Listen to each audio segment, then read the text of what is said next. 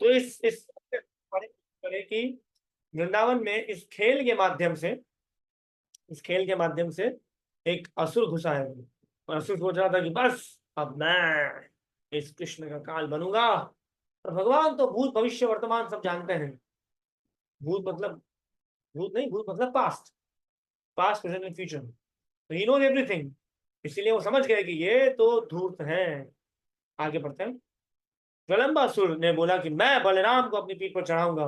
ज्वलंबासुर असुरों में सबसे अधिक महत्वपूर्ण था, और उसने अनुमान लगा लिया कि इन ग्वाल बालों में कृष्ण सर्वाधिक शक्तिमान है। कृष्ण की टोली से बचने के उद्देश्य से ज्वलंबासुर बलराम को दूर ले गया। निस्संदेह यह असुर अत्यंत बलवान था, किंतु वह तो बल के सागर हैं। कौन है वो? बलराम। अब बलराम ने अपना वजन बढ़ा लिया, और उसको बलम्बासुर को लगने लगा कि एक पर्वत को लेके जा रहा हूं मैं। अतः वह उसके भार से थकने लगा, और उससे अपना असली रूप धारण कर लिया। अपने इस रूप में वह सुनहरे मुकुट तथा कुंडल से सुशोभित था। ऐसा लग रहा था कि मानो विद्युतमय बादल चंद्रमा को धारण किए हों।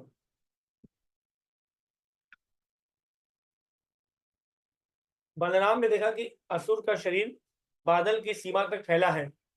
उसकी आंखें अग्नि के समान जल रही हैं, और तीक्ष्ण दांत मुंह के भीतर चमक रहे हैं। पहले तो बलराम उस असुर को देखकर चकित हुए, और सोचने लगे कि ये सब अचानक कैसे हुआ, ये कैसे क्या हो गया है। कौन बताएगा कि वो असुर कैसा दिख रहा था?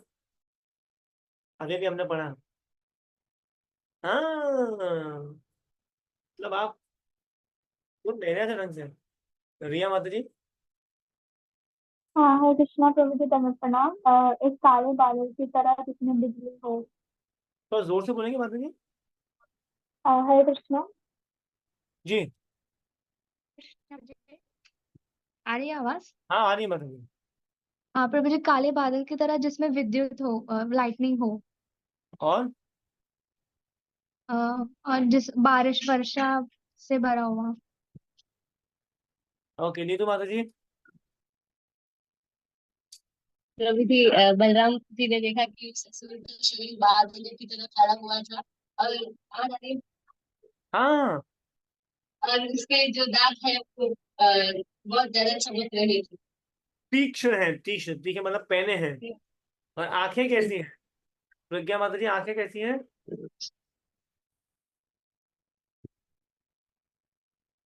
आवाज नहीं आ रही। पूजा माता जी डिवाइस, आंखें कैसी हैं? अग्नि के समान जल रही थी। Yes, अग्नि के समान बहुत तेज है, चल रही थी। Thank you so much. तो जब हम कुछ सुन रहे हो, तो उसको थोड़ा मनन भी करें। हम ये एंटरटेनमेंट थोड़ी है। एंटरटेनमेंट आत्मा के लिए है, पर हमें सोल के लिए हमें समझना भी तो पड़ेगा कि हो क्या रहा है जीवन में। जब तक हम समझेंगे नहीं, तब तक आनंद कैसे आएगा, है ना? चलिए आगे बढ़ते हैं। बलराम से पहले तो उसको देख के चकित रह गए कि ये क्या है, ये और क्यों है। किंतु तुरंत समझ गए कि ये कोई असुर है, जो अपने मित्रों से दूर लिए जा रहा है और उनको मार डालना चाहता है। अतः उन्होंने तुरंत ही असुर के सिर पर एक मुष्टि प्रहार किया। जिस प्रकार पर्वत अपने जिस प्रकार इंद्र पर्वत पर अपना वज्र प्रहार करते हैं। अच्छा, अ, बलराम जी ने कितने बार, ये तो एक आपने पढ़ा, पर अंदर ये कितनी बार माथे में मुक्का मारा कि वो राक्षस मर गया? एक ही चांस दिया जाएगा। आरती माता जी। 2 बार प्रभु जी, एक बार धेनुकासुर और ये वाला। नहीं नहीं, प्रलंबासुर को कितनी बार मारा माथे पे? भव्य माता जी। हरे कृष्णा प्रभु जी, दंडवत प्रणाम प्रभु जी, एक ही बार मारा था। यस, क्योंकि वो बलराम है। तो एक बार मारते हैं, उसी में चटनी हो जाती है। हमें कोई उसके लिए बार बार पीसने की जरूरत नहीं है। ये माताएं धनिया आजकल तो खैर ये अपना मिक्सर आ गया है। पहले जैसे अरे मैं मेरी माँ भी वो सिलबट्टे पे चटनी पीसती थी। तो बलराम जी को चटनी बनाने की पीसने की जरूरत नहीं है। एक मुक्का ही काफी है। ऐसे एक कहावत है, चट चट चोट सुनार की, एक चोट लोहार की। मतलब सुनार की, सुनार सुनो को धीरे टिक टिक टिक टिक ऐसे मारता है ना, और लोहार क्या करता है, धाम धाम धाम। ऐसे बलराम जी वैसे ही हैं। एक मुक्का, खेल खत्म। हाँ, बलराम के मुष्टि प्रहार से वह असुर चोट खाए सर्प की तरह भांति मुंह से रक्त वमन करता हुआ मर गया। अब जब असुर गिरा तो उसने भीषण गर्जना की, मानो इंद्र के वज्र प्रहार से विशाल पर्वत गिरा हो। तब सारे बालक उस स्थान की ओर झपटे। यह भयानक दृश्य देखकर बोले, बहुत अच्छा, बहुत अच्छा कहकर बलराम की प्रशंसा कर रहे थे। तो ये सोचकर कि बलराम मृत्यु से उबरे हैं, वे सब उनका अत्यंत स्नेहपूर्वक आलिंगन करने लगे और अपनी अपनी बधाइयां आशीष देने लगे। वाह, क्या आनंद है। देखिए, वहां पे स्वर्गलोक के देवता एक ही काम कर रहे हैं, है ना, कुछ तो वर्षा कर रहे हैं, लोग कुछ तो सेवा कर रहे हैं। इस महाअसुर प्रलंबासुर को मारने के लिए उन्हें आशीष तथा बधाइयां भी थी। इस प्रकार लीला पुरुषोत्तम भगवान श्री कृष्ण के अंतर्गत प्रलंबासुर का वध नामक 18वें अध्याय का भक्ति ग्रंथ अपने पूर्ण हुआ। अभी एक और दावानलपान आया है ना, एक तो हमने पढ़ा था कल दावाग्निपान, अभी एक और दावानल है। 2 बार भगवान कृष्ण ने किया। अब समय है तो हम थोड़ा पढ़ लेते हैं। जब बलराम कृष्ण तथा उनके संगी उपयुक्त लीलाओं में मस्त थे तो वे गौएं बिना रखवाली के मन माना मिश्रण करते हुए घास चरने चली गई। सारी बकरियां, गाय, भैंस एक वन।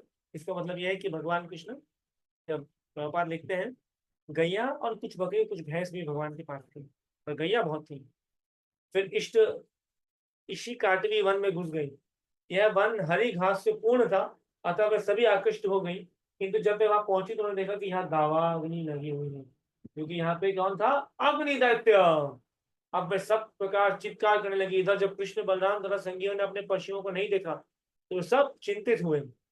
वे गौवों को उनके पदचिन्हों तथा हर चरी हुई घास का अनुकरण करते ढूंढने लगे। सभी बालक डरे हुए थे, उनकी जीविका की साधन रूप गाय खो गई है।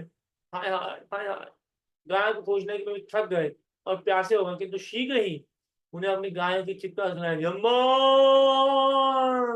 कृष्ण जोर जोर से गौ का नाम लेकर बुलाने लगे, धवली, मृदंग मुखी, श्यामला, गौरी। किंतु उस समय तक दावाग ने उन सबको चारों ओर से घेर लिया था। अत्यंत भयानक स्थिति हो गई थी। ज्यो ज्यो वायु तेज चलने लगी, त्यों त्यों लपटे बढ़ने लगी। ऐसा प्रतीत होने लगा मानो सारी जड़ और जंगम वस्तुएं काल कवलित हो जाएंगी।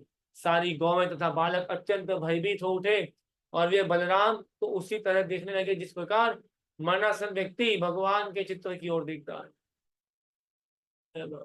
जीवन में कुछ स्थिति आने लगी, अब तो उठा ले, बोला मेरे को मत उठा, इन सबको उठा ले।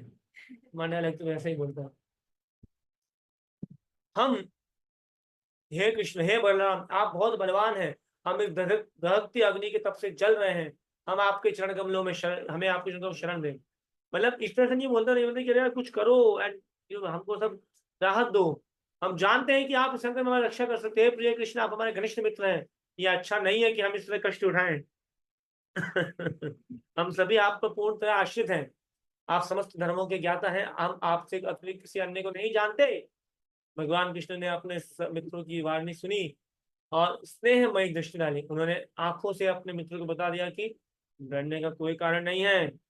शक्तिमान ईश्वर ने अर्जुन को कहा था कि तुम अपनी आंखें बंद कर लो, और भगवान ने सारी आंखों के लपटों को पी लिया।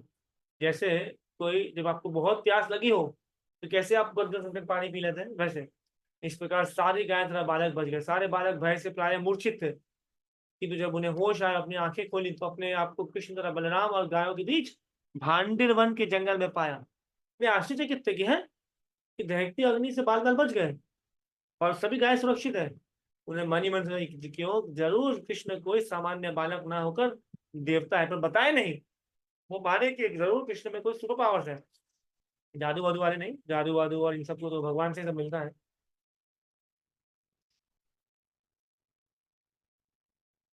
संध्या समय किसी तरह बलराम ग्वाले बालों तथा गायों को साथ लिए बांसुरी बजाते वृंदावन आए। जब वे सब गांव पहुंचे तो गोपियां परम प्रसन्न हो गई। जब कृष्ण मन में होते तो गोपियां सारे दिन उनके विषय में सोचती रहती और उनकी अनुपस्थिति में उनका एक एक क्षण 12 वर्षों की भांति व्यतीत होता। इस प्रकार पुरुषोत्तम श्री कृष्ण के अंतर्गत दावानल पान नामक 19वें अध्याय का भक्ति तात्पर्य पूर्ण हुआ। हरे कृष्णा कृष्ण कृष्ण हरे हरे, हरे राम राम राम हरे हरे। वसुदेवाय। शरद ऋतु का वर्णन। तो जब मैंने पहली बार श्रीमद् भागवतम पढ़ा था ना, तो मुझे चैप्टर बहुत बोरिंग लगा था। अरे क्या हवा चल रही है, सुहावना मौसम लग रहा है, ग्रीष्म आ रहा है, ये वो। तो मैंने मतलब ऑडेसिटी देखिए, मेरी ऑडेसिटी का मतलब होता है उसकी बड़ी हिम्मत, हिम्मत देखिए कि मैंने ना ये चैप्टर आधा पढ़ने के बाद स्किप कर दिया। ये जो ना शरारत तो हमने भी देखी है, कौन सी बनी क्या है। फिर ऐसा हुआ कुछ कि वो 20वें चैप्टर में 21वें चैप्टर पे गया और कुछ 3-4 दिन का ब्रेक हो गया। somehow or the other I was reading some other book, Bhagavad Gita, मेरा कुछ लेक्चर था या समथिंग। फिर मैंने वापस खुला तो यही चैप्टर खुला। मैंने सोचा अरे यार अभी तो मैं छोड़ के गया था, वापस आया। मैंने वापस ठीक करके 21, 22, 23, 24 पे चला गया, कुछ आ गया। फिर एक लेक्चर में आया कि भगवान सॉरी कृष्ण बुक में जो 20वां अध्याय है उसमें शरद ऋतु का जो वर्णन है, मतलब लगता है मुझे पढ़ना ही पड़ेगा। Then I read it. It is very beautiful, very beautiful. बहुत सुंदर है। तो बने रहिए, लोगों को बुलाते रहिए। कृष्ण तथा बलराम द्वारा प्रलंब असुर का वध तथा विध्वंसक दावन अल्पान कर्ण की चर्चा वृंदावन के घर घर में चलने लगी।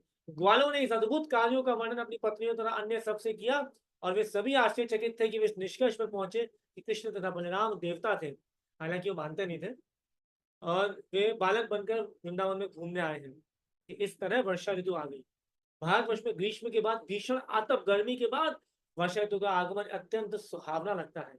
आकाश में बादल घिरकर सूर्य तथा चंद्रमा को ढकते रहते हैं और जो लोग अत्यंत चित्ताकर्षक लगते हैं और प्रत्येक क्षण वर्षा की आशा रहती है। ग्रीष्म के बाद वर्षा ऋतु का आगमन जन जन को जीवन देने लगता है। अभी जैसे मैंने सुना अहमदाबाद में भी बहुत हो रही है, मायापुर में हो रही है, मुंबई दिल्ली वगैरह में भी हो ही रही थी। सो आनंद आता है कि चलो गर्मी से झुलस गए और अब बड़ा आनंद आ रहा है। अच्छा कोई जरा हैंड करके बताइए कि जनरली सीजन्स कितने होते हैं? Happy Krishna Prabhu ji, thank you to YouTube Prabhu ji. और भारत में कितने सीजन होते हैं? ओके आश्रिता माता जी, भागवतम के हिसाब से कितने हैं? जी प्रभु जी यूजुअली 6 ऋतु होते हैं, 6 सीजन्स होते हैं। कैन यू नेम ग्रीष्म, वर्षा, शरद। इंग्लिश में बोल सकते हैं? नहीं प्रभु जी इंग्लिश में नहीं पता है। ग्रीष्म ग्रीष्म, और कोई? वर्षा, शरद। बेसिकली अच्छा और कोई? इंडिया के 4 सीजन बताइए अक्षय प्रभु। जी जी प्रभु जी, तो इंडिया में है ग्रीष्म यानी कि समर सीजन, उसके बाद मॉनसून सीजन, उसके बाद आपका ऑटम हो गया, उसके बाद विंटर हो गया और स्प्रिंग हो गया, ऐसे करके। इंडिया में 4 सीजन ही है, अच्छा विंटर, समर, वर्षा या मॉनसून एंड स्प्रिंग, यही 4 सीजन है। वो ऑटम फॉटम ये सब फालतू होता रहता है वहाँ, हमारे यहाँ सब मिक्स ही चलता है सब कुछ। भारत की दृष्टि में होता है ऑटम में सब ऐसे पागलों की तरह सब झड़ जाता है, हो जाता है, but we have mainly 4। Okay. घन गर्जन के बीच भी तथा बीच बीच में बिजली चमकी चमक लोगों को पुलकित करती रहती है। वर्षा ऋतु के लक्षणों की तुलना जीवों से की जा सकती है कि हम अपने आप को यहाँ पे समझ सकते हैं, जो प्रकृति के 3 गुणों से आवृत्त होते हैं। अनंत आकाश मानो परब्रह्म हो और क्षुद्र जीव हम जैसे मानो बादलों से घिरा आकाश हो तथा तीनों गुणों से आवृत्त ब्रह्म हो। मूलतः प्रत्येक जीव ब्रह्म का अंश है। पर ब्रह्म या अनंत आकाश कभी भी बादल से आच्छन्न नहीं रहता। हाँ, उसका एक अंश श्री भगवान के अंश के रूप में है, किंतु वे परमेश्वर के एक नगण्य अंश होते हैं। यह अंश प्रकृति के तीनों गुणों द्वारा प्रच्छन्न रहता है। बेसिकली क्या बता रहे हैं कि जब जैसे वर्षा ऋतु में हम आनंद होते हैं, पर हमारी चेतना है वो कैसे ढकी हुई रहती है और भगवान की कृपा से, सूर्य की कृपा से हम उसको बाहर निकाल पाते हैं। पृथ्वी से सूर्य प्रकाश द्वारा जो जल खींचता है वही बादल बन जाता है। जो ये सो कॉल्ड साइंटिस्ट है ना, जो बोलते हैं big bang theory, big bang हुआ और अभी जैसे हमारे सामने नाम से माता जी बैठी हुई है, तो मैं अभी ये ग्लास उनके माथे पर दे मारूं अगर, है ना, तो फिर कुछ नया सृजन हो जाएगा ना, वहां से कुछ अलग हो जाएगा, कुछ नई उत्पत्ति हो जाएगी, कुछ एक और नाम से आ जाएगी। या दूध दूध का ग्लास था तो उसमें और शायद भैंस या सॉरी भैंस नहीं, देसी गैया, हमारे जो देसी मायापुर में तो मिलती है, अच्छी बात है, देसी गैया एक आ जाएगी यहाँ, ऐसा कुछ होगा नाम से? नहीं होगा। तो ये बिग बैंग वालों को बोलो कि बिग बैंग सिर्फ थियरी में अच्छा लगता है, असली में यदि हो गया ना तो आप सब छोड़ छाड़ के भागते हुए दिखोगे। तो और ये कैसे कैसे सूर्य पानी लेता है, खारा पानी लेता है समुद्र का, फिर बादल में उसको मीठा पानी बनाता है और फिर वर्षा के माध्यम से उसको बरसाता है। नहीं नहीं नहीं नहीं, क्या होता है, बादल आता है, फिर एक वहां पे विस्फोट होता है, बिग बैंग होता है, बारिश होती है, काम खत्म। ऐसे मूर्ख लोगों को थोड़ा जाके पकड़ना है ना। पृथ्वी से सूर्य प्रकाश द्वारा जो जल खींचता है ओके, सूर्य निरंतर 8 मास तक पृथ्वी की सतह से सभी प्रकार के जल को भाप में परिणत करता है। यही जल बादलों के रूप में एकत्र होता है, जो आवश्यकता के समय वर्षा जल के रूप में वितरित होता है। इसी प्रकार सरकार नागरिकों से आयकर, बिक्री कर संग्रह करती है, जो विभिन्न कार्यकलापों, कृषि, व्यापार, जैसे बोलते हैं कि हम आप 12 महीने कमाते हैं तो सरकार बोलती है अच्छा अगले 3 महीने में टैक्स दे देना भैया, वरना फिर तो ऐसा है। इसकी तुलना सूर्य द्वारा पृथ्वी से जल निष्कासन के रूप में की गई है। जब पृथ्वी की सतह पर पुनः जल की आवश्यकता पड़ती है, सूर्य जल को बादल में बदलकर उस जल को सारे विश्व में वितरित कर देता है। अब कुछ लोग कहते हैं, अच्छा एक बात बताइए, अगर आपका भगवान, अगर आपके कृष्ण है ना, हमारे तो नहीं है, अगर आपके कृष्ण बुद्धि वाले हैं तो फिर समुद्र में वर्षा क्यों होती है भाई? आप बोलते हैं भगवान है, क्षिति, उदय, ऋतु, आप लोग आरती माता जी, सिया माता जी, दीपिका माता, आप लोग बोलते हैं भगवान है ना, तो समुद्र में वर्षा क्यों होती है भाई? बताइए बताइए, कोई तो बताइए आप इतने यस, चलो एक तो आए हमारे जय मिश्रा जी। हरे कृष्णा प्रभु जी, ताकि मैदानी इलाकों में बाढ़ ना आए। ये है देखो थोड़ा साइंटिफिक दिमाग, सब एक जगह हो जाएगी तो यहाँ पे क्या होगा? इसका सिंपल सा कारण है, भगवान निष्पक्ष है। भगवान निष्पक्ष है। भगवान ये नहीं देखते कि समुद्र है, यहाँ पे रेगिस्तान है, यहाँ पे बिल्डिंग है, यहाँ पे ये है। वो निष्पक्ष रूप से अपनी कृपा लुटाते हैं, कहीं पे ज्यादा कहीं पे कम, डिपेंड करता है कि कोई कितना लेना चाहता है। तो भगवान निष्पक्ष है, ऐसा सिंपल सा हर चीज में हम ना अपना सिंपल, भगवान निष्पक्ष है। आनंद वाली बात कौन है? फोन करो ना।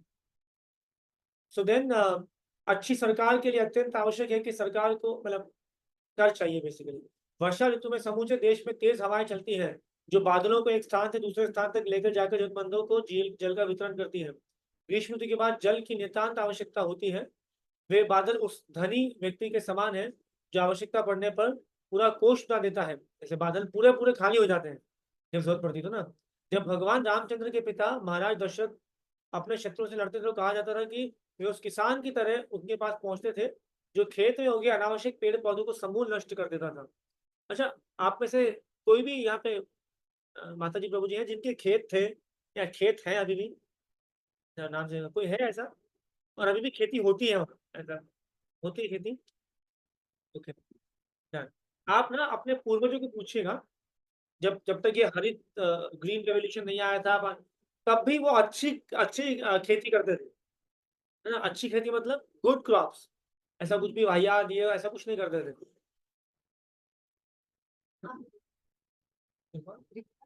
हाँ, सो एकदम बढ़िया तरह से तो खेती होती थी।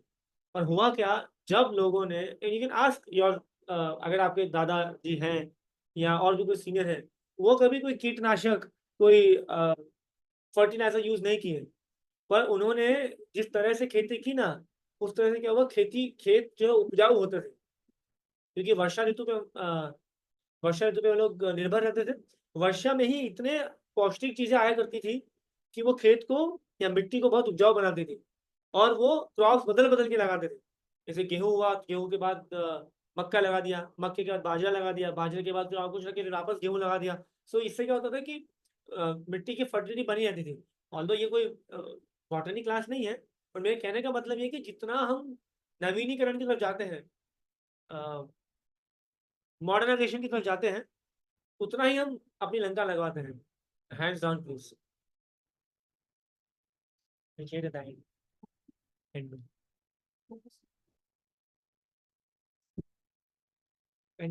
बादलों द्वारा वर्षा जल का वितरण इतनी प्रचुर मात्रा में होता है कि इसकी उपमा अत्यंत उदार धनी पुरुष द्वारा धन वितरण से की जाती है, क्योंकि बादलों से इतनी वर्षा होती है कि जहां जल की आवश्यकता नहीं होती, चट्टान, पर्वत, समुद्र, वहां भी प्रचुर जल बरसता है, क्योंकि वो धनी व्यक्ति है, हर किसी को दान देते हैं।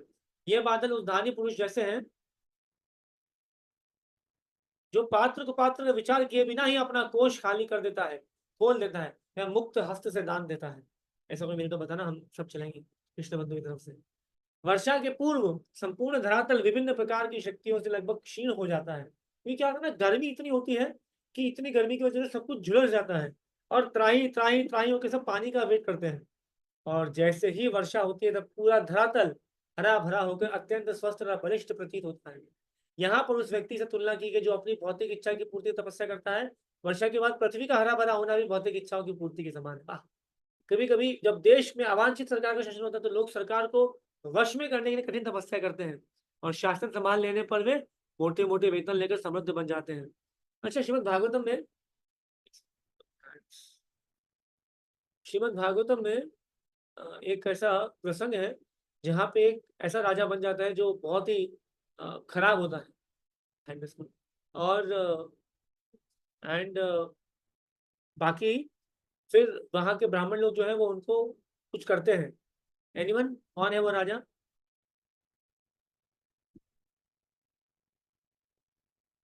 हम ऋतिका माता जी के पास चलते हैं, चली गई वो। ओके, गीता माता जी। हरे कृष्ण प्रभु जी, सादर प्रणाम। जी प्रभु जी, वेड़। यस, वेड़ महाराज, परफेक्ट माता जी। और ब्राह्मण जो है वो उनको श्राप देके मार देते हैं कि वेड़ इतना ज्यादा दुष्ट राजा होता है कि ही इज किल्ड, राइट। पहली वर्षा के बाद जब बादलों की गर्जना सुनाई देती है तो सभी में टक्कर टक्कर करने लगते हैं, मानो विद्यार्थी अपने अध्ययन के समय अचानक बोल बोल के पढ़ने लग जाए। विद्यार्थियों को सामान्य रूप से प्रातः काल जल्दी उठना होता है। वे प्राय अपने आप न जगकर मंदिर में या सांस्कृतिक शाला में घंटी बजने पर जाती है। देखिए, ये मायापुर में आप 4 बजेंगे ना, उठेंगे ना अगर, तो आपको घंटा सुनाई देगा। मंदिर में पूरा दिन और रात, तो वहां पे 4 बजे में 4, 5 में 5, 10 में 10, बड़ा बड़ा बड़ा एक घंटा बजता है। तो ये भी वही बात हो रही है, पर आजकल के शहरों में तो इतने शोर है, क्या ही सुनेंगे। वे प्रायः अपने गुरु की आज्ञा पाकर वे तुरंत उठ जाते हैं और प्रातःकालीन कार्य समाप्त करके वेदों में अध्ययन या वैदिक मंत्रों का पाठ करने के लिए बैठ जाते हैं। कलयुग में प्रत्येक व्यक्ति अंधकार में सोता रहता है, किंतु जब कोई महान आचार्य आता है, जैसे जगत गुरु श्रील प्रभुपाद की जय, और आज हैप्पी टीचर्स डे भी है, तो उसकी पुकार मात्र पर वह वास्तविक ज्ञान को प्राप्त करने के लिए वेदाध्ययन में जुट जाता है। वर्षा ऋतु में अनेक काल तले ये नदी नद जल से भर जाते हैं, अन्यथा वर्ष भर में सूख जाते हैं। इसी प्रकार भौतिकतावादी पुरुष शुष्क होते हैं, किंतु जब जब तथाकथित ऐश्वर्यशाली स्थिति में प्रवृत्त होते हैं तब घर बार संतान बैंक पूंजी ये वो होकर के समृद्ध हो जाते हैं, किंतु शीघ्र ही नदी नदी की भांति पुनः सूख जाते हैं। महाकवि विद्यापति ने कहा है कि हे मित्र, परिवार, संतान, पत्नी आदि में समाज में निश्चय कुछ न कुछ आनंद है, किंतु ये मरुस्थल में एक जल की बूंद के समान है। हर व्यक्ति के पीछे उसी तरह दौड़ रहा है जिस तरह मरुस्थल में वह जल के लिए भागता है। यदि मरुस्थल में जल एक बूंद हो तो नाम के लिए वह जल कहा जाता है, किंतु उस जल की बूंद लगभग नगण्य या शून्य होती है। और हम मरुस्थल जैसे बहुत, मतलब बेसिकली हम ये कह रहे हैं कि हम we should not run behind these things, तो उसमें मतलब नहीं है। अच्छा, एक आज Hare Krishna, thank you so much, रुकिएगा।